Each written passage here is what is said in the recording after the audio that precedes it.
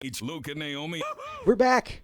We're back. It's episode 41 after a couple of weeks off for various reasons.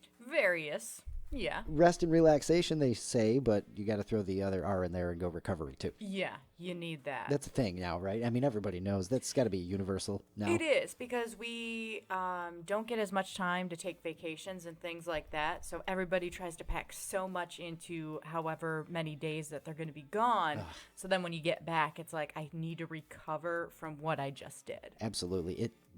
That just makes me cringe thinking about uncomfortable thinking about it, because I think about a couple of times before we learned our lesson. Yeah. Where it was, oh man, we did not give ourselves enough time to recover. Got home like late on a Sunday night, went to work early Monday, and it was just miserable. Miserable is the word. So fortunately this time, like I said, we have learned our lesson. We took Monday off when we got back. Which was phenomenal. Much needed. Didn't get back till Sunday evening back home from the cruise if you're for some reason not following along or this is where you started. New to the party. Episode 41 is where you started. Which is absolutely fine, but by the way, we went on a cruise. Yeah, welcome in. If that's the case, that'd be awesome. Anyway, went on the cruise. It was fantastic. We planned Monday off just in case. Maybe, Naomi really, really smartly thought of, just in case we couldn't get our land legs back, or maybe I wasn't able to drive. Yeah, that's what I was honestly most afraid of getting off the boat, realizing that we both feel kind of like shaky, like Luke said, we didn't get our land legs back. Yeah.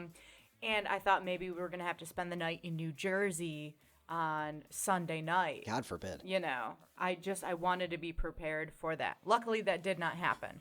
But it might as well have, because we spent all that time in traffic on the way home. And that was, you know what? If there was a negative part of the trip, it was just driving back and forth from Wilmington to New Jersey, because I've never seen I-95 quite like that. Unless, it was awful. Major accidents. There's times where we've had to actually just get off stretches because they had to shut it down. But this was, not the case. We crawled from Richmond to just past D.C. Yep. The first on the way up. And then on the way back, it was the same. Yeah. Which is crazy. I mean, we've made the drive together a bunch of times. I've done it several times in my life, and just, wow, I've never seen it like that. We've never had issues like that, but it was enough to be like, let's fly next time. Because being in the car for 10 hours, as much, and believe it or not, as much as I do enjoy road trips with Luke, I really do, after being in the car for 10 hours, it's like, no, like, let's just get there. So let's just get on a plane. Especially trips we've done. Yeah, absolutely. It's the same scenery, You go up north, it gets colder and browner. Just you watching head the temperature south, drop. And it gets warmer and greener. That's right. It's just how it works. Yeah, so it was nice to be able to come home, even though the traffic was bad. It was like, hey, it's getting greener and warmer. Look, when we got off the boat Sunday morning, it was, like 45 I was going to say 47, but sure, why, splitting hairs. It was sunny, but windy and cold and miserable. And by the time we got home, it was dark out. It was probably like 9 or 10 o'clock at night. And what was it, like 70 degrees? It was just so much nicer than it was with the sun shining in New Jersey. So, yeah. But the port was really neat. So that whole experience, instead of just complaining and stuff. I apologize. The whole experience was amazing. It was phenomenal. We both loved it. Really, really enjoyed our cruise. It was great. You've seen some of the pictures. Would you put up, 15 or so of the 4,000 we had to have taken? I tried to narrow it down because nobody wants to look through 43 million pictures. Yeah. So I tried to narrow it down to the best of the best, but it's really hard because we did a lot of things. We did a ton of stuff. But, like you were saying, we packed a lot into it didn't seem like it either. No, that was, I have to say, the best thing about being on a cruise, which, if you've never done it, I vouch for them. I say go at least get on a cruise once to experience this, because there is so much going on that you can pack so much into one day without realizing it. I was going back through photos going, oh my goodness, we did all of this on the first day, and we checked out this restaurant. We went to these 4 different bars. We sat by the pool for a little while, and then we still ended up seeing a show. Like, it was so amazing that we got to do that much stuff. When I thought of day 6, so on, we'll have to share the collages you put together on your personal Facebook to the team page. So I will do that. Because Naomi went day by day after we got home, as nice and smart. Didn't spend the time on Facebook. We couldn't, but didn't spend the time on Facebook out there. Yeah. But then put, the best of day 1 and day 2, day 3, and so on. Yeah. And when you got to day 6, and we were looking at those pictures, and, oh my God, all the stuff we did. Yeah. On day 6, you would think, probably burn out and all that stuff. And I mean, we had our fair share of beverages as we were just listening to episode 40, the end of episode 40 before we started recording and talking about, I'm sure I'll come back more inebriated and whatever I said. Yeah. Oh, yeah. And oh still, my goodness. Day 6, ton of stuff. Oh, yeah. All day long. I don't remember what we did to start the morning. Pub crawl. Well, I meant did we get room service breakfast, which we did a couple of times. Hell yeah. And then we did the pub crawl.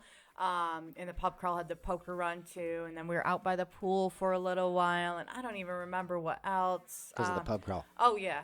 We went and got food from one of the restaurants. There was a point in that day that we took a nap. There was quite a few days where we napped for 20 minutes. And I completely forgot that we did it. And I'm like, no wonder we could make it to midnight and 2 a.m. because we got that little power nap in 20 there. 20 minutes. Yeah, 20 minutes to half an hour, as they say. And I've mentioned it, on our shows a bunch of times and stuff like that. But science says that's the perfect time to nap, and we managed to do that. And it really worked. Yeah, because then, it was time to get up and do something. It was all right, hand me a drink, hand me my C-Pass card, let's go, One of the days we took a nap on the balcony that we had. That was nice, and we woke up as the sun was going down, so we went to dinner. That was definitely a Bahamas day. Yes, yeah, after we're a little bit sunburnt and all of that, and went and got dinner, and then went and hit the pub. There was a bar there that was like a pub-style bar. Oh, yeah, we spent a lot of time there. You find one that sort of becomes yours. You go to all of them, but, you sort of find the one that fits you. And of course, the English/Irish style pub. Yeah.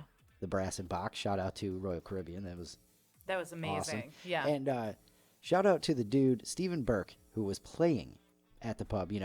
If you've been on a cruise, they have performers who play at each place all the time. And, multiple times during the week.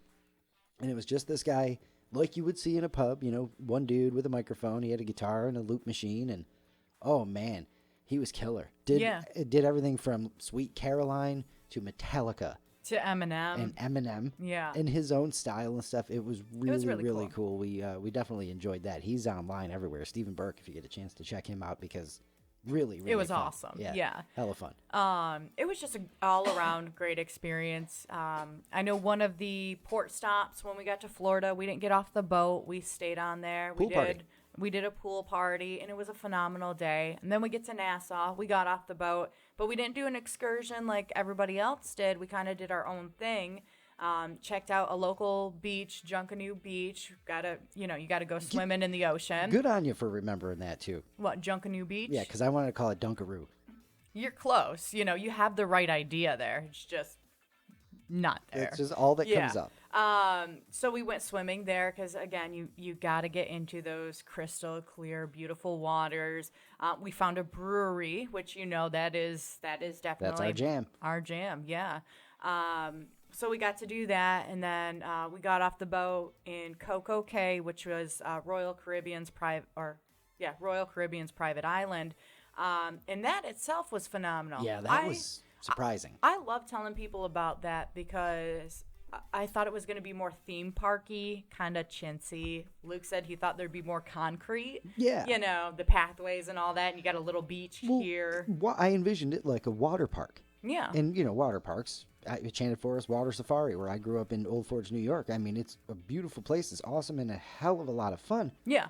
But it feels like a theme park. Yeah. So that's what I was expecting, and it was not. It was nothing like that. It was, you got 12 different beaches to pick from. This one's got waves off the ocean. This one's more in a bay area. This one's got clearer water. This one's a little bit windier because it's open. You had so many different things to pick from. You had a bunch of different pools. You had the water park.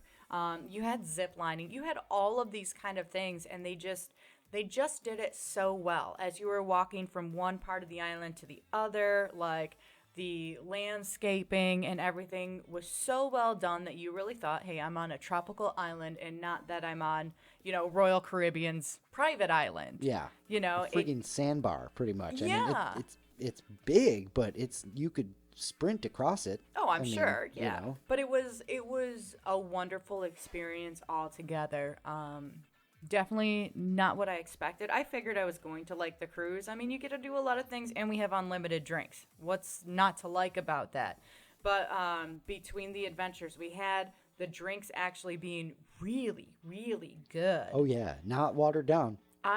And I'm not going to lie, and I don't mean to sound bad about that, but I assumed, even for safety reasons, aren't you going to water down those drinks or something if you're going to give us unlimited drinks? No, just enjoy them. The way that it works out is you're on a ship with, 2,000-3,000 other people. So it just takes a few minutes to get drinks. So you just can't, absolutely pound. I mean, you go overdo it if you want to, but. And I'm sure if it gets to that point, they're just not going to serve you anymore. They do. They'll cut you right off and all of that stuff. But, that helped too. It helped pace you. Yeah, but it was just, again, the drinks were phenomenal. The adventures were phenomenal. The food was unbelievable. Like, everything about this was so much better than I expected it to be, and I already expected it to be good. So, heck yes. Yeah. Heck yes. The theme nights were a lot of fun. I found myself liking those a lot more than I thought. I was like, I'll participate. Of course, Sure, I'll dress up in our 70s gear. And I was the kid who always forgot during Spirit Week in high school to do the thing. You know, I knew damn well what was going on. It was just like after I left school, I wasn't thinking about anything. And then I'd get there the next morning and be like, I forgot my stupid hat. Yeah. So, here we came prepared for all that stuff. And it was nice to be a part of walking around, seeing everybody in the on Caribbean night.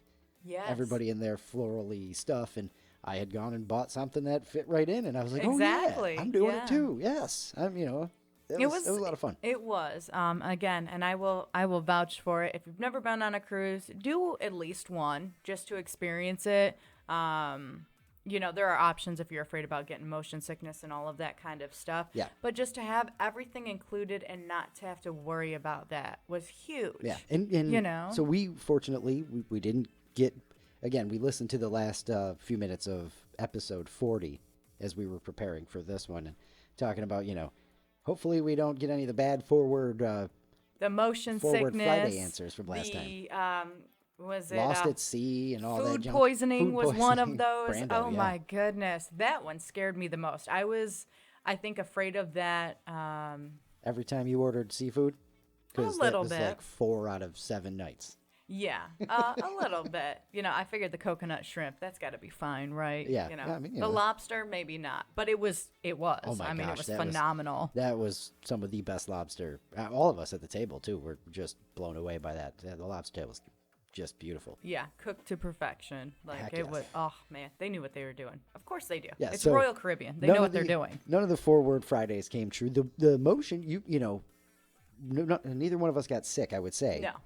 But I definitely felt the motion a bunch. And I was surprised you feel it more, or I felt it more in the lower decks than up high. So when we were in our room, it was pretty much fine. It wasn't bad. No. But there was other times I feel like it was affected me to the point where I got a little like flop sweat almost, just a little glisten on the forehead where I could feel it. It's like, why am I sweaty like that? And I was like, because of the motion. That happened to me the day we got off the boat in Nassau in the Bahamas, because we had stayed on the boat for Florida. Yeah, Naomi and we had been really on the got boat sea legs on this one.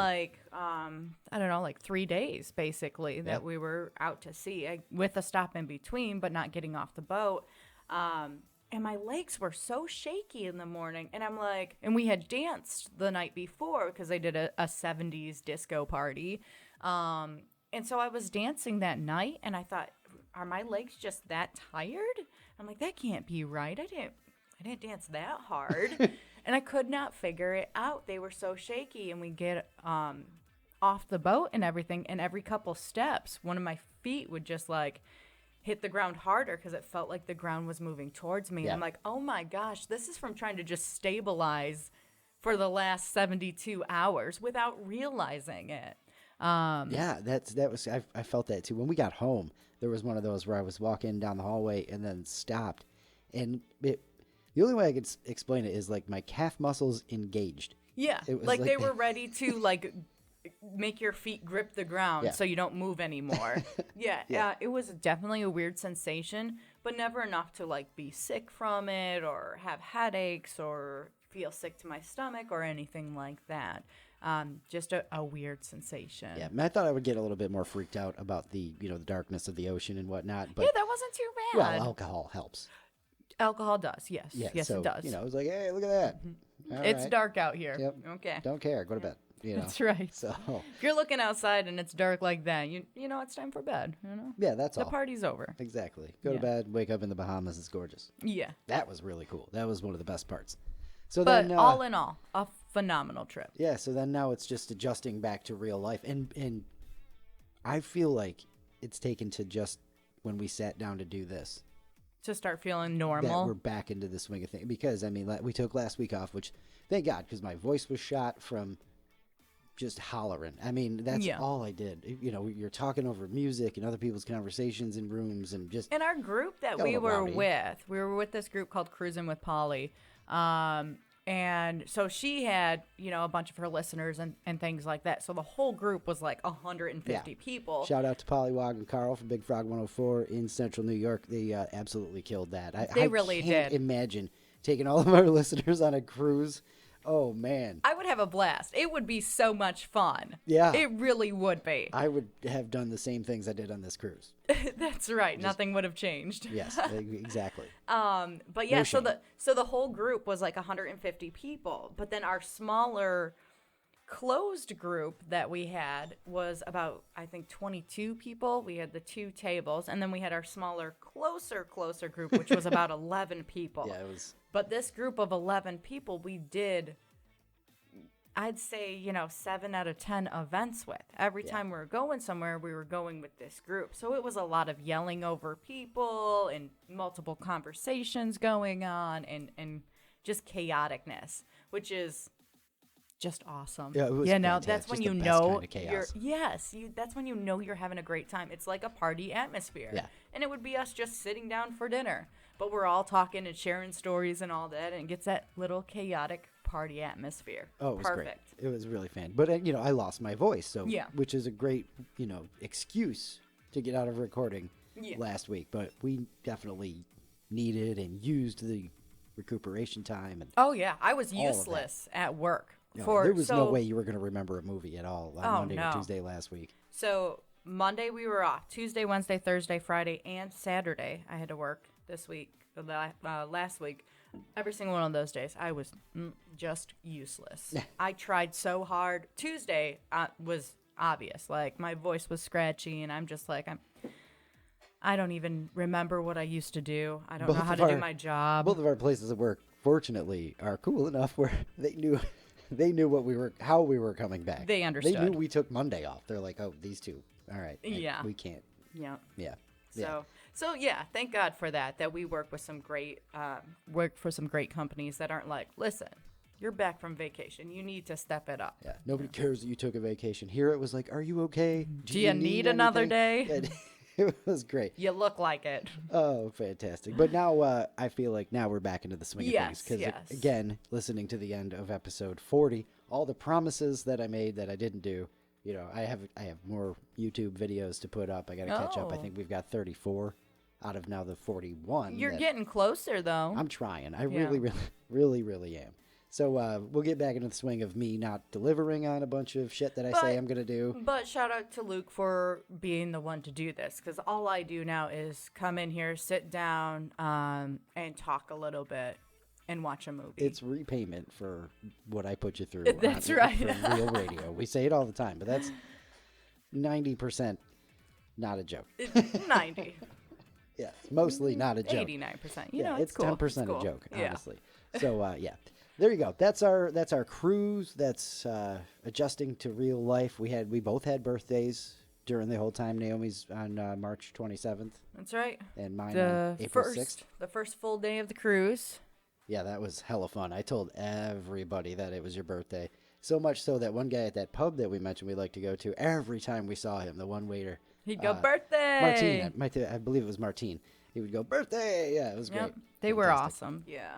But you did, and It was nice. It was nice to have that. And again, having drinks all day and sitting by the pool and all of that. What a great way to spend your birthday. Heck So yeah. that was fine. Yeah, that's why we celebrated my birthday on the cruise also, because I had to work on my actual birthday, which really was a good day. I mean, the folks I work with are awesome. Got a little, this mug. They give out a mug. Capital Broadcasting does.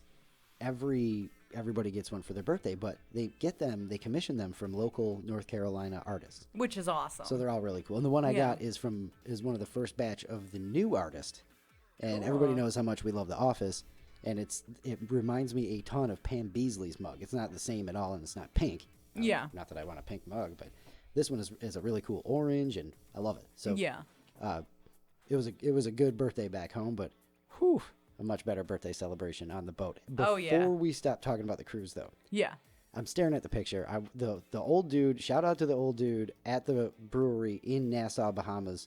It's called Pirate Republic, the brewery. That's right, yep. There was the coolest little steel drum band, steel drum player, a keyboard player, and then... a saw player. Old dude with a saw and a hair pick. Yep. And he had like a cloth on the end of the saw so he could hold on to it. Yeah. He would put the handle near his midsection, hold onto the saw, and, scratch on it. Scrape the pick up and down the teeth of the saw, playing along with the music, but then he would bend the saw and get the different sounds and all of that junk. And he let me play it at one point, which was really cool. And that picture is up on our Facebook page. What that picture is, you can see that on Luke and Naomi on air on the collage that Naomi put up from our vacation. So just wanted to throw that out there because that was super cool. A shout out to that whole band. I wish I got a name or knew who they were or whatnot, because they did Journey, Don't Stop Believin', in that Bahamian style. Reggae. Yeah, steel drum. It was great. It was great. Oh my gosh. I never want to hear that song Calypso, again, maybe? except for That Way. Just That Way. Yeah, we need a recording of that. We should have. I know. Did you record them? I thought you did. No, I just took a bunch of pictures. Oh, well. That's it. Either way, it was a hell of a good memory. So that's all of the stuff. Again, you can see the pictures up on Luke and Naomi on air. Luke's right. I should put up all the pictures because I divided it up. Day 1, here's the best pictures. Day 2, here's the best pictures. All that. So I just throw them all up there so you can see them. If you feel like going through probably 70 pictures. I tried to narrow them down. It's tough.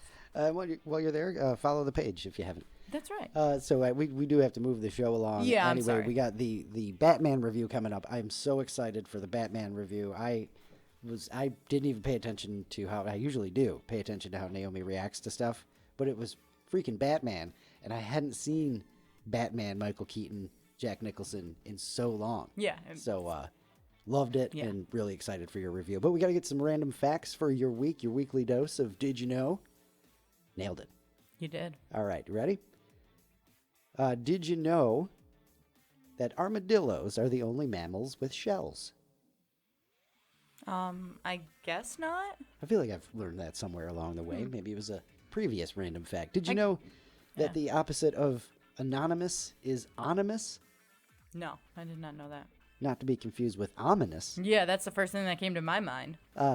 Anonymous. Okay. The term for when someone puts their name on something. Huh, okay. So, yeah, absolutely useless. Did you know the original Nintendo was almost called the Entertainment Learning System? Oh, gosh, I'm glad they didn't stick with that one. Want to come over and play my ELS? No. No, Just NES, Nintendo Entertainment System. Much, much, much better. Yeah. Did you know Jim Henson made his first version of Kermit the Frog out of one of his mother's old coats and 2 ping pong balls? Okay. No, I did not know that. That's oddly specific, too. So. The ping pong balls for the eyes and then throwing on the coat and everything like that. Sure. Good on him. Good on him. And finally, where would we be without poop jokes? Did you know a scavenger beetle called Regimbartia attenuate can escape a predator like a frog who's already eaten it?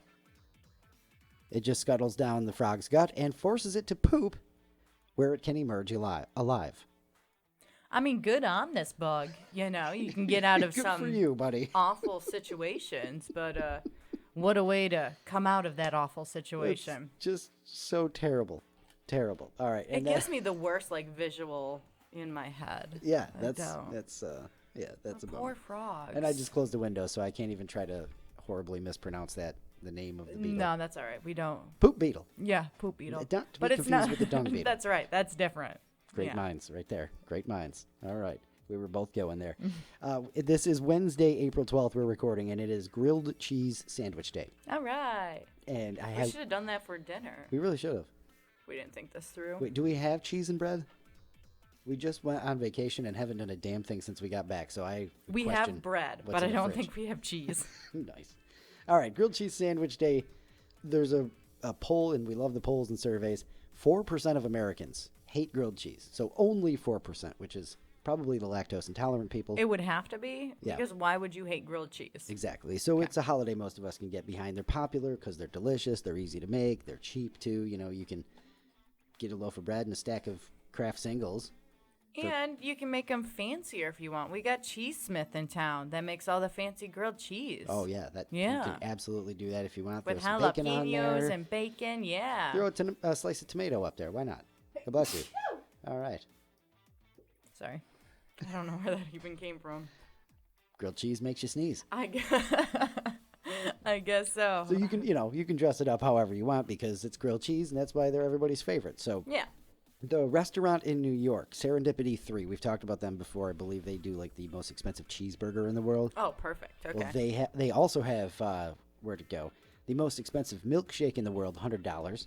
The world's most expensive French fries. Those I know we've talked about, $200. With like truffles and like golden flakes on it and stuff. Yeah, and the world's most expensive dessert, $25,000. Yeah, that's a jump. Can you imagine if you have that kind of money to blow? You know what I want? I want that dessert that's $25,000, so I can just brag to everyone that I wasted $25 or $2,500. I wouldn't waste $25 on a dessert. I absolutely cannot imagine that. Yeah. That dessert's $10. Nah, I don't want it. Does it feed 11,000 people? I'll spend $10 on it then. Sure. Yeah, that's it. So anyway, Serendipity 3, the world's most expensive sandwich, a $214 grilled cheese. Obviously, you know where I was going with this. Yeah. It debuted in 2014. You have to order it 48 hours in advance. And do they hand make the cheese? Well, yes. Okay. I guess that's why you got to order it in advance. $214. The bread has Dom Perignon champagne baked into it. Okay. It's cooked in truffle butter with, of course, the edible gold flakes mixed in. Because gold means luxury. I feel like that's so wasteful, though. Like, why do you want to eat gold? Yeah, I don't know. Why? Is it because then it turns your poop gold or something? So the beetles will like it? Anyway. The fancy cheese. Yeah, I'm here for the fancy cheese. What do we got? Is handmade. It's Italian cheese, and it comes from cows that, get this, can only be milked 2 months out of the whole entire year. Okay. Once it's cooked, they stick more edible gold flakes on the outside of the bread for no good reason, and it's also served with a lobster bisque dipping sauce. But now you're talking, though. But now I just want to get some like lobster bisque from Panera and make my own grilled cheese and just go to town. Sure. And especially, like, there's only one kind of cheese on this grilled cheese. That does not make it worth $214. I need multiple cheeses. That doesn't live, and there's no ranch for Naomi as well. So how do you know? Yeah, I just... What if you had ranch with gold flakes in it? Then would you pay $2,000 or $200? No, I wouldn't. I really wouldn't. Even if it was like delicious ranch, like Hidden Valley, or Jet's Pizza, their ranch. Oh, their ranch is good. Yeah. Even if it had gold flakes in it, you can't charge me $200. No, it's not happening. So that's Serendipity 3 if you wanted to Google it or anything like that. If you wanted to waste a whole bunch of money, there you go. Absolutely. Okay, this one's great because of the nostalgia, and it makes me feel like I had it a little bit better when I was a kid. A new, I don't know, I think it's like a Reddit thing where everybody was talking about this online, and then somebody took all the answers, asked people if your parents or your friends' parents had any weird rules when you were growing up. Yeah, so someone, online asked people to name the weirdest rules they had or ever heard as kids, and we've got some highlights. Well, I'm ready for this. So one girl's mom took the don't swim after eating rule to the extreme. She had to wait at least 30 minutes to take a bath. After eating, And the you girl, might drown. The girl herself didn't realize it was weird until she was a full-grown adult. No, I can't get in the bath yet. I just ate. What the hell are you talking about? Yeah. That'd be a great... I'd love to be there for that conversation. Yeah, absolutely. A girl's mom made all her friends wear socks in their swimming pool because she was paranoid everybody had plantar warts. Ooh, that's gross and weird and just... And then, again, the sensation of, like, wet socks. That just makes me terrible. so uncomfortable. There's wet sock syndrome is what it's called when you step in water or your shoe gets wet and your sock, that's a thing. It doesn't need a name, but yeah. It's, okay. that urban slang or whatever it is. But there's a name for it because it's so bad. It is so bad. It is terrible. Used Kleenex had to be flushed. It could not go in the trash. That's weird. That is absolutely That weird. is a very interesting one. That one really nailed what they were going for on this Reddit thread. Absolutely. Because what? But also, it's not that weird where you're like, that's not believable. That's like, huh. And so, spoiler alert, this is going to be our topic for next week. That's right. So as we read through the rest of these, hopefully we get your creative juices flowing and you remember some crazy rules you had when you were kids. A couple kept running a tab of all the money they spent on their kids for 18 years, from food and clothes to sports equipment. Told them they'd eventually have to pay them back. But when they graduated, they cleared their tab and called it their graduation gift.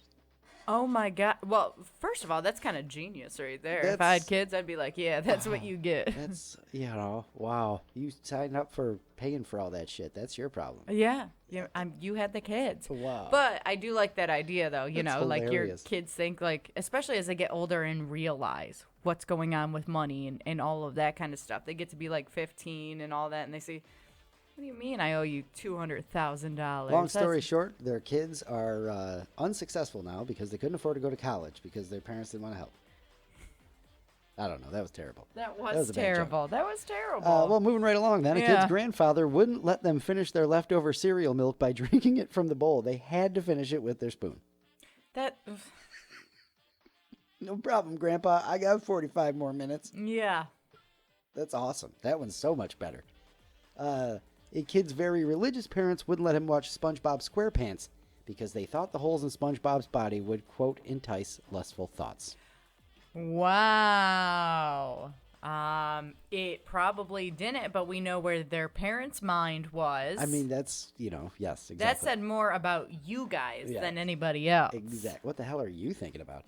A guy's parents still enforced his bedtime when he was in his 20s. He partied at his friend's house for his 21st and had to call his dad at 8 p.m. to say he was going to bed, and then secretly stayed up late. Wow. That reminds me of a girl I dated at senior year, went off to college. Mm-hmm. The summer before she went off to college, she was still like curfew full on. Yeah. It was just very... I mean, I get it if you're still living under your parents' roof. They have that, I don't want to say that control or that power, but kind of, sort of. Like, if you live in my house, like, get in by 8 o'clock because I'm trying to go to bed, and if I hear that front door open, I'm going to be angry. Okay. Yep. Let's see. A kid's mom thought drinking more than one glass of water a day would dilute the nutrients in their bodies. So after one glass, they had to drink 7-Up. That's 70s or 80s, right? It has to be. I have no idea. Has to be. That's just messed up, though. Let's see here. A kid wasn't allowed to use the word fart. They were forced to call them fluffs, which is worse. I don't know why. It really is. It just is worse. Did you fluff? No, I'm sorry. No, that's terrible. Terrible. And finally, a mom told her kids not to cover their mouth when they coughed or sneezed because she didn't want their hands to get dirty. Oh, gosh. Okay. Oh, man. And that, gang, is our topic for next week. That's the homework. That's your question. That's what we want to know. We want to find some goofy rules like that. It's going to be hard to live up to this list. Yeah, some of them are really out there. But the weirdest rules you heard growing up, even, maybe they weren't enforced on you, but like, hey, I heard if you go over to Johnny's house, you got to walk on your hands around the dog. Something. Yeah. I don't know. You have to jump over the carpet in the living room to get to the kitchen, and you're not allowed to step on the white tiles. There you go. some weird junk like that. Yeah. And so I'm really gonna write this down and think about it because I feel like there was a couple. Oh yeah, everybody's got some because you remember going, I don't think I want to go back to that person's house because that was kind of weird. And chances are, it was aunts and uncles' houses and cousins and stuff like that because I had my dad's the youngest of 12, so I have a lot of older aunts and uncles and stuff that just did different things. Yeah. Where they brought the weird rules from like the 50s and junk. So either whether it's your parents' rules that you had, or like if you went to a friend's house and their parents' rules, just the weird rule. Yeah, whatever you got. Again, it's gonna be tough to live up to this list, but I'm excited. Yeah, I'm excited to hear some stuff from New Mexico. Yeah, absolutely. From all the gang out there. Mm-hmm. So there's gonna be some good ones. I'm hoping. Yeah. So that wraps up everything that doesn't matter before we get to the good stuff. I want to say it doesn't matter. I like the fluff beforehand. See what I did there? Nailed it. Yeah. Just nailed it. Absolutely nailed it. All right. But I do. Yeah, no, so do I. It's just fun to poke fun. It's fun to flounder around looking for a transition and use that. Yeah. All right. That does mean that it is time. Naomi's Under a Rock review this week for episode 41. I'm very excited. The OG Batman, not the OOG, because there was an actual Batman movie in the 50s or 60s. Yeah, I can't go that far back. No, we're not doing that. I mean, this one was campy enough, but that was sort of... It wasn't bad. There was some stuff in it that you can tell is a straight-up homage to Adam West's, 60s Batman shows. Just ever so slightly. But this, again, was so much fun to watch. And like I said earlier, I didn't get much time to watch Naomi's reactions to things because it was just Batman. And you were in it. I was like 7, I think, when that came out and went and saw it in theaters. And, oh, man. And we're hooked ever since. Love me some Batman. Yeah. So, really excited to hear what your take is. And, of course, we'll get to Naomi's review questions afterwards. That's right. But... take it away, Batman. All right, so it's Batman. It's 1989 version, correct? Yes. Yeah. Okay, so you got Michael Keaton as Batman. You've got Jack Nicholson as the Joker, which I was actually excited. Love the way you said that. I was really excited to see how he would be because I know the first thing that I recall Jack Nicholson from is Anger Management with Adam Sandler. Oh, yeah, okay. And he gets kind of like... crazy and weird. Yeah. So I was like, that's Jack though. Yeah. So I was like, oh, okay, perfect. And then you got Kim Basinger, Vicky Vale, the damsel in distress, and all of that. Movie is just starting. I looked at Luke and go, this is a Tim Burton movie? Shocker. I was so mad at her. Blown away Naomi right off the bat. likes Tim Burton stuff. I do. Nightmare Before Christmas, Edward Scissorhands. Yeah. We've watched those together a couple of times. We watch Nightmare Before Christmas every Christmas. Yeah. That's the first Christmas movie we watch. Yeah, because it's a transition, yes. Exactly. So, I was just super shocked, almost mad at her. Because like, how the hell do you not even just know that? I had no idea. Great. No idea. So we're off and running. Yeah. All right. So opening scene. I already know where this is going. They're coming back from the opera. Parents are going to get robbed and killed. It's the start of Batman, all of that. And I was wrong. So the start of the movie, Batman already exists. And then I was kind of wondering, did they do that on purpose? Because, most people already know the story and you're supposed to think that. That's a 2023 thought because you have seen so much of Batman's origin story. Yeah. But in 1989, that wasn't a thing. There wasn't Batman origin stories all in your face. Oh, okay. So I was just confused by that. I was like, did they do that to be sneaky? Or was it just like that's how they're starting the movie? Just how they started the movie. Yeah. Maybe for some of the comic book folk, they threw that in there to make them... That's what I was some wondering. Of the fanboys, yeah. Hardcore fanboys in 89. Wow. But I feel like that's what comic book movies do. They pay that tribute to the fanboys. Absolutely. So I wouldn't be surprised if it was on purpose for that. So it's definitely an older movie. The fight scene was a little dated. Yeah. But I can still enjoy the story. And it did make it more obvious, like, how far we've come in film technology. The fake sound effects for the punching throughout the movie and stuff. I was just like, that's a little cringy. So you bumped into those a little bit. Just a little bit. I did not catch that at all. I was trying not to. It's at the end of the movie, the last, like, epic fight scene. That's where I ran into it the most. I'm like, ooh, that's a little too heavy on that. But that's all right.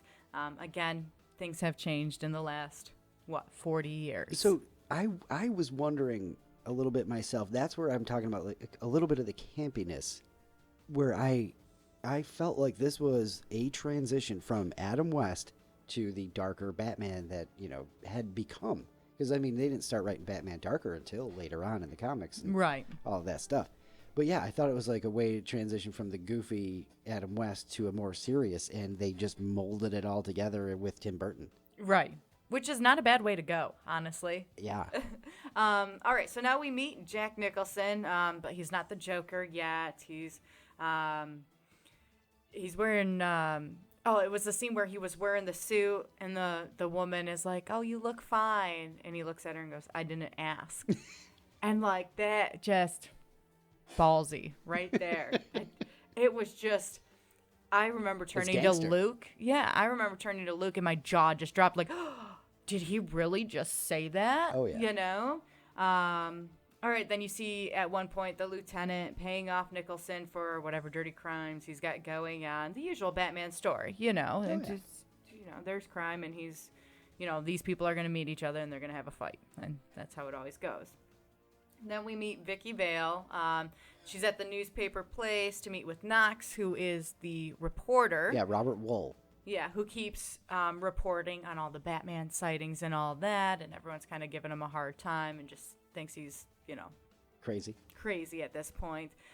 Again, the guy that's been following the Batman story. And no one knows about Batman except for a few, Everyone who does... again, are kind of pushed off as crazy compared to, like, where we are now, the Batmans that we see now, where it's everybody already knows. That's Batman, and it's more of he's a vigilante, but he's doing harm. You know what I mean? He's more villainized now in the last couple of Batmans that we've had. Oh, right, because vigilantism is illegal. Right, you know what I mean? right. So it's got that darker feel to it, like you had mentioned earlier. The hero that we need, but not the one we want right now, as they say, as the Dark Knight ends. Yeah. All right, so we've got Vicky Vale. She's got a ticket to this benefit at Bruce Wayne's place, and... she gives a spare ticket. Drink for Knox. every time you see a benefit at Bruce Wayne's place in a Batman movie. Oh, yeah, all right, so that's setting up the scene in one spot. They're going to be going to this benefit. We're back over with Nicholson before he becomes the Joker, and he's with this crime boss. Oh, yeah. Played by Jack Palance. Or Palance. I always thought it was Palance. Anyway. The dude with the breathing. That's what. Yes. I mean, he's a great actor, but I can't stand him in a scene for more than 5 minutes or so because it just gets to be too damn much. I know exactly what you mean. Yeah. I know exactly what you mean. I did hear it too, and I just thought that I don't know. I didn't think much of it. I just noticed it though. Anyway, so now we're back with you got all these crime guys, these bad guys. Oh, yeah. You got the head honcho there. And they're going to have to go to the, chemical plant, whatever. Oh, right. They send him to the chemical plant to lock it down. Or it's basically a suicide mission for him because they're trying to bump him off. Yeah, and you could feel that in the scene. Like, I knew he was being set up. And, I know this is going to eventually lead to him being the Joker. I mean, there's all the signs are there besides the fact that it's Jack Nicholson as the Joker. You've got, like, he's playing with the deck of cards all the time. He just seems to have this arrogant way about him. I don't think they were trying to hide it. No, I don't think they were either. I'm just saying, like, it's already set up that, what's going to happen here, because you can tell it's a setup, is what's going to turn him into the Joker. Yeah. However that is going to go down. All right, and then then you see the crime boss, calling the police, basically reporting the crime so that the police will be there and, they And can pop off 'em. them. Yeah. Absolutely. All right, so where are we here? Hang on a second. I actually closed out my notes Oops. here. Yeah, I've got a lot of notes here, more than I actually expected. All right, so now we're going back to the fundraising scene and all of that. It's kind of, again, you got the two different stories that are about to merge. So they're at Bruce Wayne's manor or whatever. Wayne Manor. Yeah, what? I was close enough. Stately Wayne Manor. Yeah. And I like how he's acting, like in the beginning. Vicky Vale asks, do you know who Bruce Wayne is? To Bruce Wayne. And he's basically like, nah, I haven't seen him or whatever. Yeah. I thought that was kind of funny. It is. All right, then now we're jumping back to where the crime is happening, the chemical plant and all that. Well, first Gordon leaves, Commissioner Gordon leaves the fundraiser to go to the chemical plant where everything is going down, where Jack Nicholson is and all that. Of course, we're going to have a shootout scene because you got to have one of those. Oh, yeah. And this is definitely either because it's an 80s movie or a Tim Burton movie or both.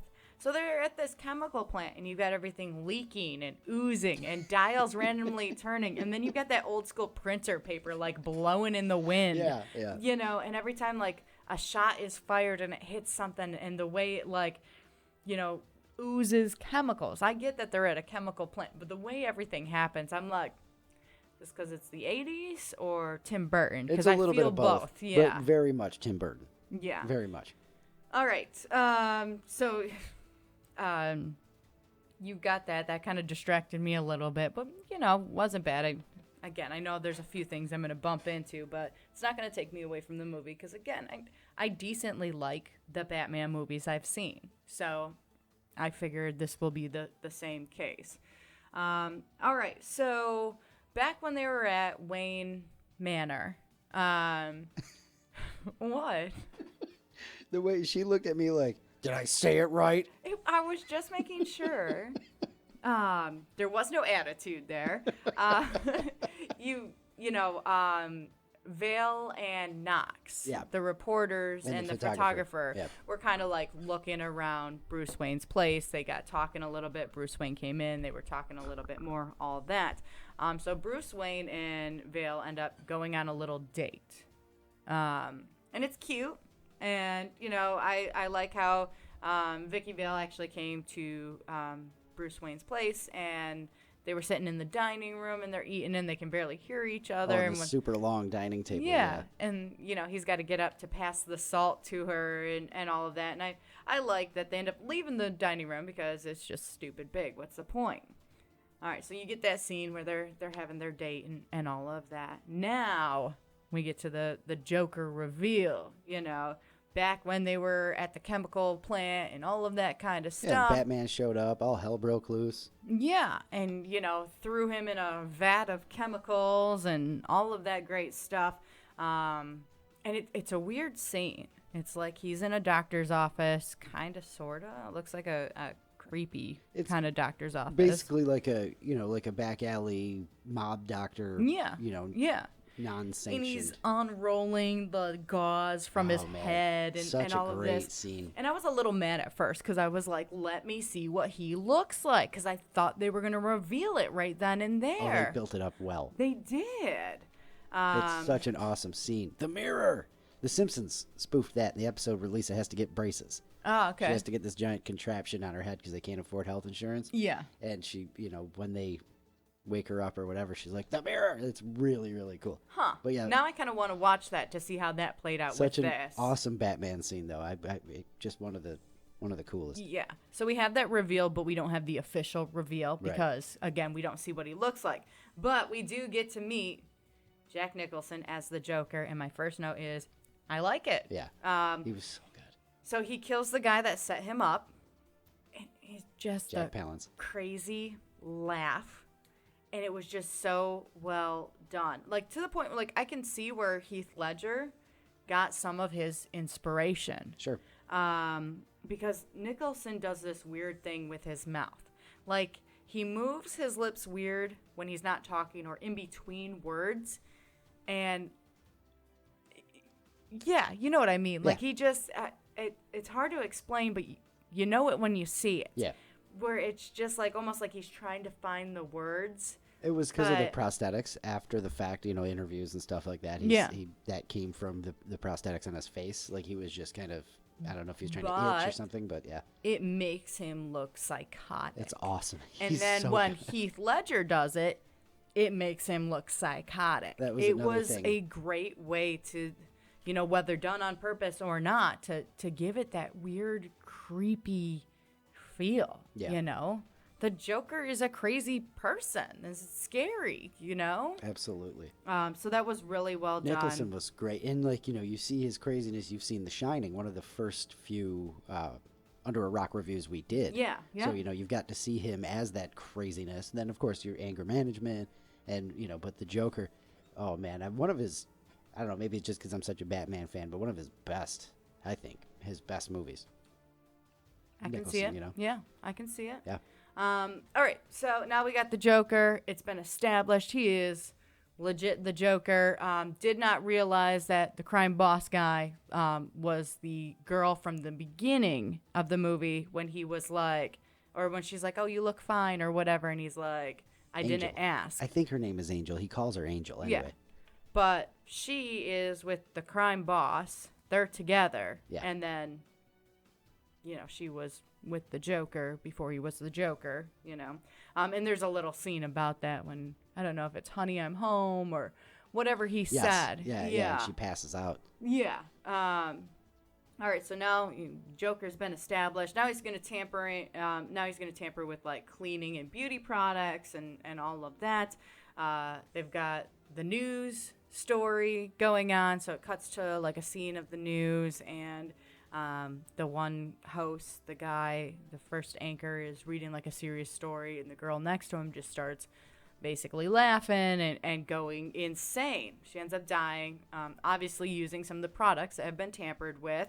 Then the Joker has an ad on TV for what he did, like a jokey commercial, and all I could think about was all the Batman movies that I'm used to, where the Joker's got his little TV spot too. And then they have the one with the, I believe it's the Riddler, and it's like social media. It's got the same kind of feel of like, let me announce to the world how terrible I actually am. That is, that's an old Batman trope. Yeah, it really is.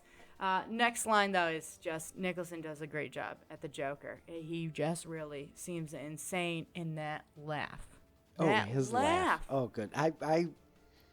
It made me laugh a couple of times because I haven't watched this one in so long, and my memories of it are more from when I was a kid. Yeah. And it's just, he was so good. But there were sometimes where the laugh made me laugh. It made me laugh along with him, just like, that's weird. Some of the laughs were like, oh my gosh, his laugh is funny, and that's going to make me laugh. But there were times where like he'd laugh in just a weird spot where I just get like this sinking feeling, like, oh my gosh. Really, really creepy. Yeah. Such a good job. Well, it is definitely an 80s movie.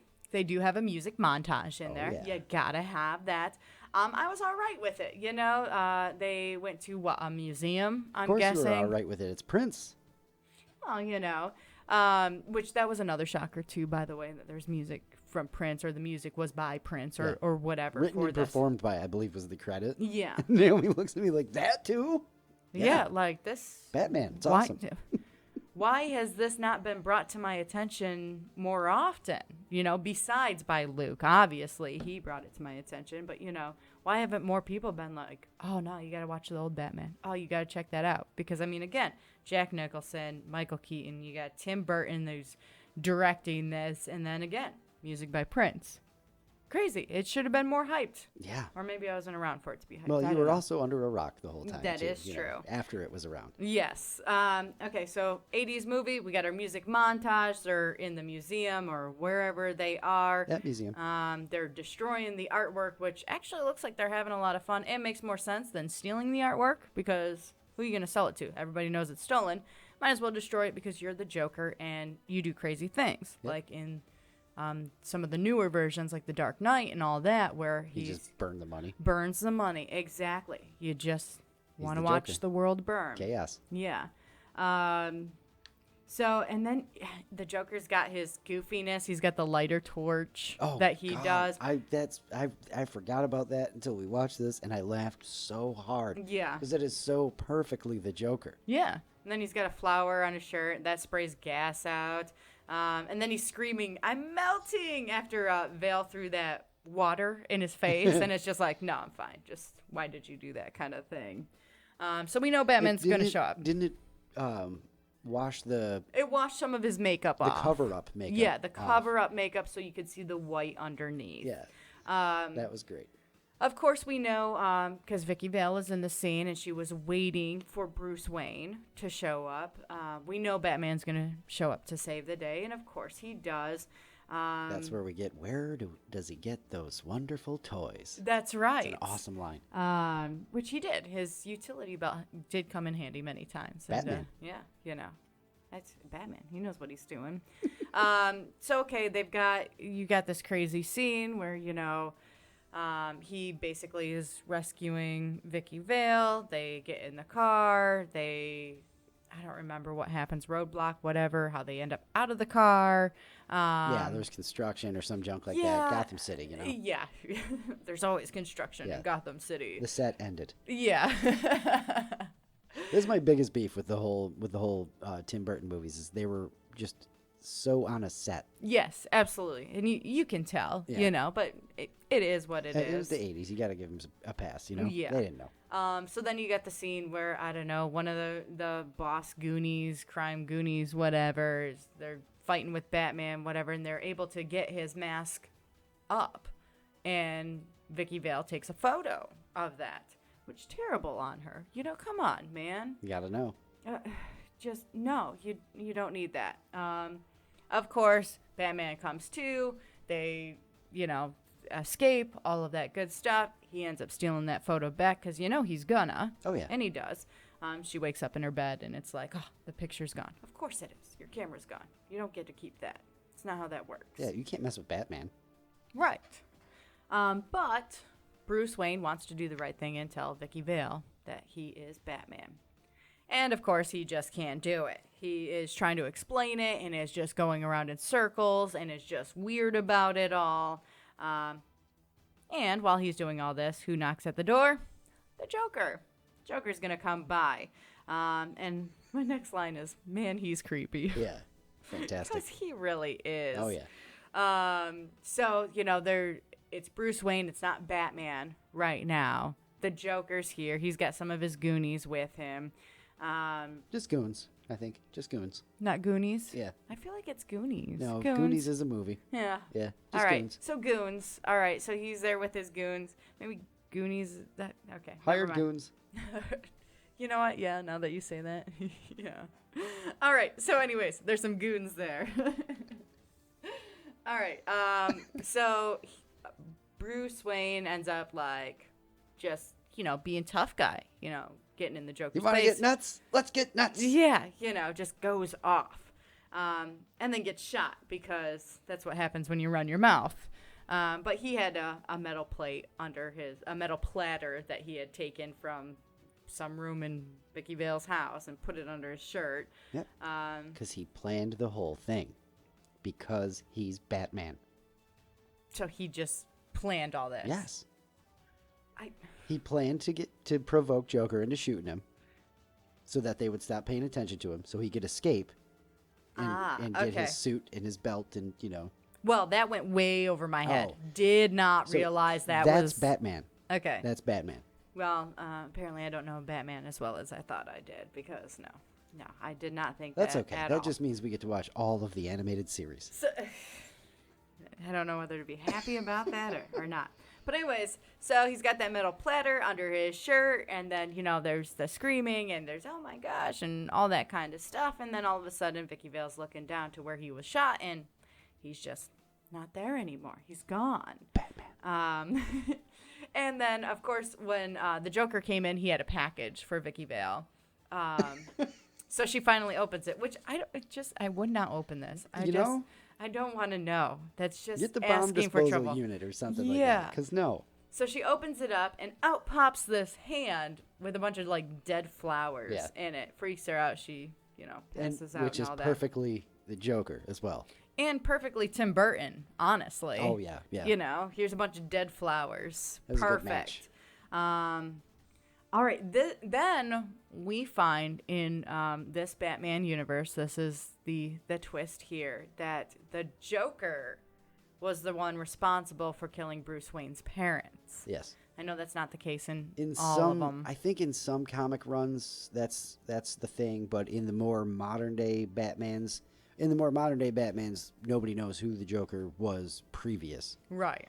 That whole origin is in the comics. That's like original. But the Joker was a character before that called Red Hood, and in the modern day comics, they brought back Red Hood, but that just gets complicated. You're going down a whole long road there. So you're right. In this Batman, that's what happened. Yeah, this was well before universes too. So that was not even a thought. It was just this is what the storylines that we're taking. Yeah. And Bruce Wayne finds out all because he says, "Have you ever danced with the devil in the pale moonlight?" Because that's exactly what the Joker said to him when he shot him, when he had the platter under his shirt.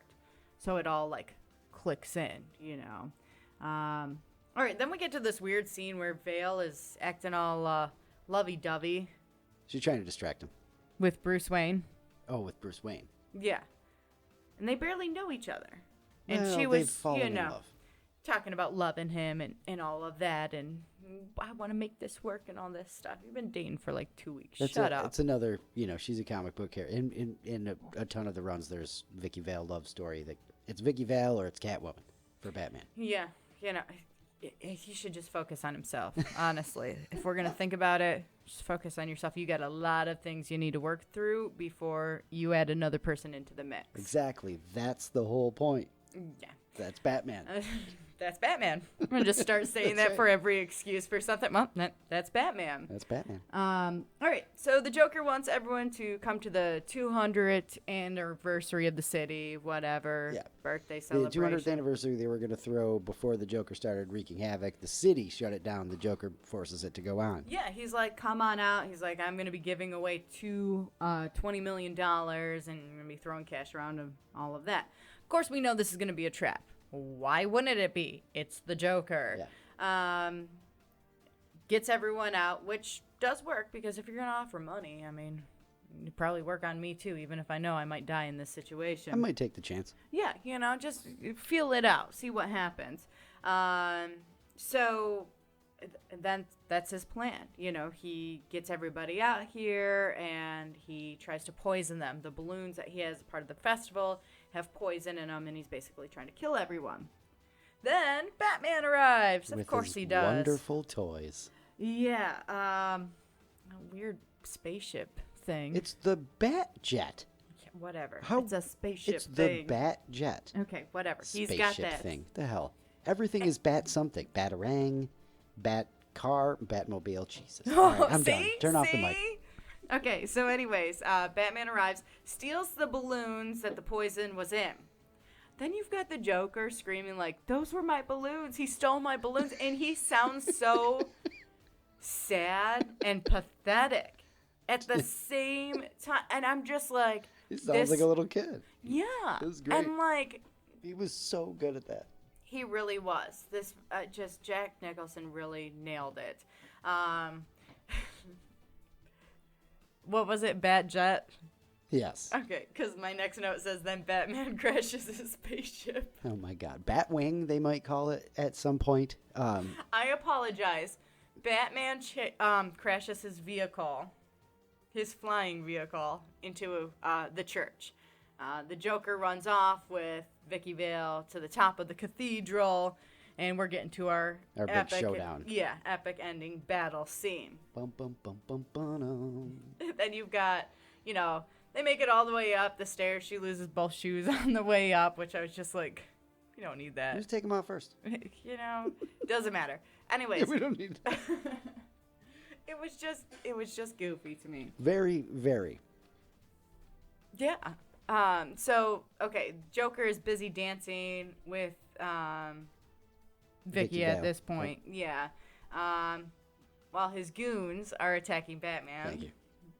And, of course, they're losing because it's Batman. This is what I was talking about earlier with the fight scenes fake and the punching sound. I wonder if that was just 80s and stuff like that, or if it was a little bit of an homage to the Bam, Pow, Bap from the Adam West. But yeah.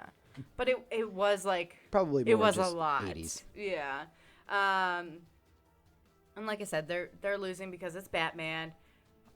One of my favorite lines after that, definitely want to repeat this over and over again and, say it with my glasses and change it around a little bit. But when the Joker says, "You wouldn't hit a guy with glasses, would you?" Like, that was funny. It that kills was me good. that you found that, because that is just an old thing. It's been, it's been around forever and ever and ever. Yeah, but it's so stupid that he puts on a pair of glasses and you wouldn't hit a guy with glasses, right? Okay. I don't know. It is hilarious. I was very entertained by that. It's the first time you've ever seen the joke. Yeah, I enjoyed it.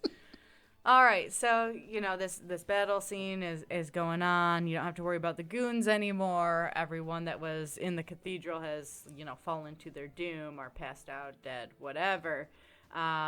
You've got Batman and Vicky Vale, hanging on for their dear life. You've got the Joker, who is getting a helicopter ride out of here from some of his goons and all that. But then Batman ends up tying a rope around, the Joker's leg to, a gargoyle that was out there to basically weigh him down so he couldn't escape. I thought he was still going to end up breaking free. Yeah. I thought this was still going to work out for him. The gargoyle part snaps off, but you can see, it's weighing him down. And I thought, there's got to be, he's going to shake his leg, it's going to come off. It's the Joker. No. He falls to his death. Like that, no. I was not okay with that. You can't have the Joker die. I don't think many people were. What a way to ruin a good movie. So, that's where your 2023 viewing comes into play again, because there was no guarantee they were going to make any sequels out of this. This was like, oh my God, they're making a Batman movie. Yeah. So, one off. And then they just couldn't bring the Joker back after the success of it. You killed him. You can't bring him back, because then that would just ruin the next movie. I remember people not sure if this was going to be a good movie or anything like that. I mean, Superman movies had been around, but I think by 89 they had started getting a little more rough. Yeah. But, and then it just was so good. All right. That's it. That wraps it up? That wraps it up. He died. I was done. Oh, man. And the laugh box that he leaves going. Which was when weird. I was a kid, that spooked me, right? It freaked me right out. It was weird. It was. Absolutely. Then, of course, they wrap up with the whole bat signal and all of that stuff. Yeah. Yeah. But again, I was over it after they killed the Joker. I was like, all right. That's fantastic. Yeah. All right. Well, awesome. Well, thank you for your review of Batman from 1989. And I appreciate you for listening to all that. That is one of my longer reviews as well. And a little rusty getting back into things, It was solid. It was pretty solid. Yeah. And, of course, we did watch this the other day, skipped yesterday. We ended up having some stuff come up. We couldn't record on Tuesday. Normally, we watch Mondays, Sunday or Monday, and record Monday or Tuesday. Yeah, record the next day. We had to push it to Wednesday. Yeah. So you still, you had to do some recall there. Well, that and, I should have read over my notes first and been like, oh, yeah, that's this part. I was trying to do that in real time, and I'm like, wait. What? I don't remember this. So that's Batman, and of course, as we do at the end of every review, you got your review questions, just some things that I like to throw in case maybe we missed something in any way, but we always start off with, did you like it? Yeah, I did like it. Good. Yeah. Good. What did you know about Batman going in? Nothing. Basically, it's Batman. His parents got robbed, and he becomes a Batman vigilante. I knew the story of Batman. I didn't know anything about this specific Batman except for, I knew the Joker was Jack Nicholson. Okay. Again, did not know how it was going to be portrayed and all of that. I knew Michael Keaton. Keaton was Batman, but I never really like put the two and two together of like, wait a minute, who is he? And we were sitting down to watch this, and I'm like, what is he in again? And Luke's like, are you serious? He's like, well, Beetlejuice. And I'm like, okay, there we go. Yeah. And set there. That is about it. Which is a super bummer because we won't get to do a Beetlejuice review because you know Beetlejuice. I do, yeah. I don't know Beetlejuice that well, though. I think I've only seen it twice. So it wouldn't necessarily be an Under a Rock review. But anyway, we digress. I digress. So that's what you knew about it. What were your thoughts going into watching Batman? Now, I want to throw out before you even answer that Naomi had told me to put this on the list at some point. So what were your thoughts going in? So I like, what is it? The Dark Knight. I really like that Batman movie a lot. So I wanted to see this one because it just, this is the start. Like you said, there's one from like the 60s or something, but that doesn't count in this case. Mainstream forgets about that. So yeah. So I kind of wanted to see it and kind of compare it to the Batman that I know, without being like too harsh, because again, I understand 80s movies and things have kind of changed a little bit. Yeah. Comic book movies are a hell of a lot different from 1989 to 2023. They are. For sure. Yeah, a lot has changed in that time period. Yeah. So that's your answer. Then you're all good there. Yeah. You look like you were about to have another thought and then just dropped it. What surprised you about Batman? Tim Burton directed it. Are we talking about that one? Prince's music was in it, The Joker dying at the end was shocking.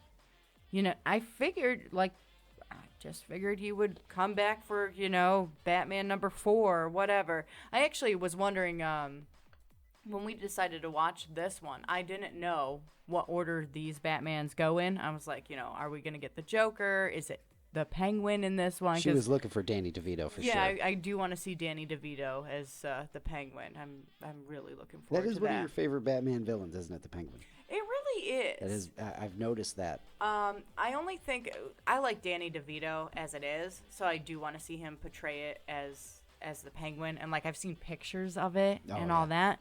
But when we used to watch Gotham, I thought the kid that portrayed the Penguin did such a great job with it. And especially it's not this like overly heavy guy that's waddling. It is, just skinny this dude, skinny, awkward, weird dude. Yeah. And he just did it really well. And then the newest Penguin in The Batman, Robert Pattinson as Batman. Yeah. That was Colin Farrell. And then like the gangster with the scarred up face and all of that stuff. Ooh, good. An excuse to watch it again. Yeah. But yeah, and then he's got a TV show they're going to spin off from that. Yeah. But anyway, another digression. But anyways, yeah. So that was some of the big shockers in there. I don't think anything else was really shocking. Okay. Would you have liked it more or less if you saw it when you were younger? Gosh, that's tough. I think I would not like it as much if I saw it younger. I don't think I would be able to appreciate it. I think I'd bump into things and just compare it to, The Dark Knight. I would just be like, oh, no, this isn't as good as The Dark Knight, so it's not good. Recency bias, but easy to do, yeah. Yeah, so I think if it was, at the same time when The Dark Knight came out, that I would just, I wouldn't appreciate it. Okay. I think I know the answers to the next two. What was your favorite part? Jack Nicholson as the Joker. Just that. Oh, I thought you were going to say the glasses thing. I mean, yes. But I mean, Jack Nicholson, again, just nailed it between the uncomfortable laughing, just the weird things that he would say. Like, it wouldn't even be a joke. It was just, he would say something and you're just, what? And then he's laughing afterwards. Like, he seemed psychotic. He was great. Yeah. Least favorite part? Joker dying, and I didn't care for Alfred. You don't like the older Alfred? I understand that, like, he did do a few things to help Batman, but I like him as more hands-on and involved. Yeah, okay. I get it. I absolutely get it. I've come to like the more, the younger Alfred. They've gotten younger and younger, and now we've got, who Andy Serkis was the most recent Alfred. with Robert Pattinson and The Batman, and I loved that one too. So yeah, Alfred went from just a butler to like a former special forces guy who helped teach Batman some of the stuff he knows, which is kind of neat. Yeah. I kind of like that. Would you recommend Batman to someone else who hadn't seen it? Yeah, absolutely. Even if you have seen the newer ones, you do need to, see the beginning. See where it started. Yeah. Watch it again? Yeah, probably, but not really invested in it. Stop if it's on TV. Depends on where we're at. If you got a good Joker scene coming up, absolutely, I'm here for it. Are you happy you watched it? Yeah, absolutely. All right, and a bonus review question, because it has the sequels and you want to see Danny DeVito. Is Batman Returns next week's movie, or do we put that off for a little bit? I think we put that off for a little bit. Okay. Yeah. Something to look forward to, a little pleasure to layer. Yeah. And to give anybody a break from Batman if they don't really care about Batman. Yeah. I'm trying to be, all two variety. of the people who don't care about Batman. Well, somebody might not. All right. Well, awesome. Really, really great review. I know it's hard jumping back into all that after taking 2 weeks off. So thanks for sitting through Batman. I'm super absolutely. glad that you liked it. That's great. But they killed the Joker, so it did go down a few ratings. We just can't have the Joker in 2 Batman movies in a row. That's just not a thing. I guess not. We'll see what happens in the future, though. So, all right, nailed it. That's the Under a Rock review of Batman from 1989. We'll see what's coming up next week. Yeah, we'll find out. We're expanding the list, and this week, I've said it before, but this week I really am going to put up a list of movies that we have upcoming, and really looking forward to any suggestions you might have, and anything maybe you don't want to see on the list. Yeah, absolutely. If you're like, dude, please do not waste your time with that movie. If we get several votes to strike something, we'll definitely consider that as well. So I will do my best to get that up there this week. And don't forget the homework this week, the weirdest rules you heard growing up. That's right. Look for that post on Facebook, Luke and Naomi on air if you're new, so that you can drop your comment there. We want to hear. So you can do your homework. Everybody's weird rules Yeah. that you heard growing up. Yeah. All right, it's time for Thought of the Day. Oh, I forgot about this. I'm not even kidding. I was not ready to sing right now. Yeah. Thought of the day, thought of the day. It's your thought of the day, thought of the day. I don't even remember the tune. How about that? Yeah, I know. You seem like you had to think about that for a minute. I did. All right. People are so bad with turn signals that even when we see them being used, we're still not sure of their intentions. Think about it. Oh, that hurts. Yeah. Oh, Wilmington friends, you know. You know. Wilmington listeners absolutely know. Yeah. Oh, wow. That definitely hurt. It does. That definitely hurt. Luke, you gonna leave us with a laugh? Hell yes. We need one. All right. Let's see here. I was just reminiscing about a beautiful herb garden I had growing up. Good times. Good times. That's stupid. That's so stupid. I knew where you were going with that from like a mile away. One more from the 100 Greatest Dad Jokes of All Time, courtesy of Brian over in England, written by Victor Jr., or assembled by Victor Jr. Anyway, thank you to Brian for the book. I absolutely love it. This one's killer. Ready for one more? Yeah. What did the janitor say when he jumped out of the closet? I don't know. Supplies!